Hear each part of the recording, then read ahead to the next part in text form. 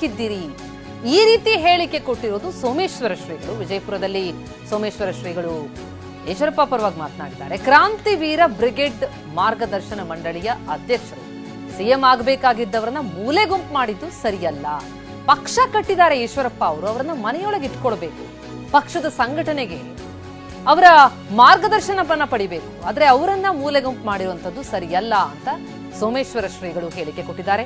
ಈಶ್ವರಪ್ಪ ಪರವಾಗಿ ಬ್ಯಾಟ್ ಬೀಸಿದ್ದಾರೆ ಸೋಮೇಶ್ವರ ಶ್ರೀ. ವಿಜಯಪುರದಲ್ಲಿ ಮಾತನಾಡಿದ್ದಾರೆ. ಪಕ್ಷದ ಸಂಘಟನೆಗೆ ಈಶ್ವರಪ್ಪ ಅವರ ಮಾರ್ಗದರ್ಶನ ಪಡಿಬೇಕು, ಅವರನ್ನ ಸೇರಿಸಿಕೊಳ್ಳಬೇಕು ಅಂತಿದ್ದಾರೆ ಶ್ರೀಗಳು. ಈ ಬ್ರಿಗೇಡಿನ ಉಸ್ತುವಾರಿಗಳು ಬಹಳಷ್ಟು ಸಹೋದರಗಳು, ರಾಜಕಾರಣಿಗಳು, ಉಪಮುಖ್ಯಮಂತ್ರಿಗಳು ಅಷ್ಟೇ ಅಲ್ಲ, ಮುಖ್ಯಮಂತ್ರಿನೂ ಆಗಬೇಕಾಗಿತ್ತು. ಆದ್ರೆ ಪುಣ್ಯಾತ್ಮ ಬೇಡಲಿಲ್ಲ, ನನಗದು ಬೇಕು ಅಂತ ಬೇಡಲಿಲ್ಲ.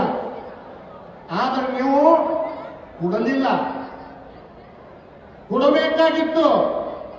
ಏನ್ ಮಾಡಿದ್ರಿ? ವಯಸ್ಸಾಗ್ಯಾದಂತ ಹೇಳಿ ಅವ್ರನ್ನ ಮನೆಯಾಗಿ ಬಿಟ್ರಿ. ಪಕ್ಷವನ್ನ ಕಟ್ಟಿರ್ತಕ್ಕಂಥ ವ್ಯಕ್ತಿಯನ್ನ ಮನೆಯಾಗಿ ಬಿಟ್ರಿ. ಒಂದು ಮಾತು ಹೇಳಕ್ ಬಯಸ್ತಾ ಇದ್ದೀನಿ ನಾನು,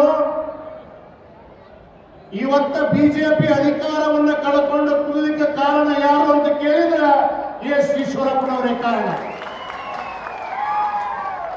ಅಧಿಕಾರ ಕಳ್ಕೊಂಡು ಬಿಜೆಪಿ ಮೂಲಿ ಗುಂಪಾಗಿದೆ. ಅಂತ ವ್ಯಕ್ತಿಗಳನ್ನ ಹೊರಗೆ ಹಾಕಬಾರದು.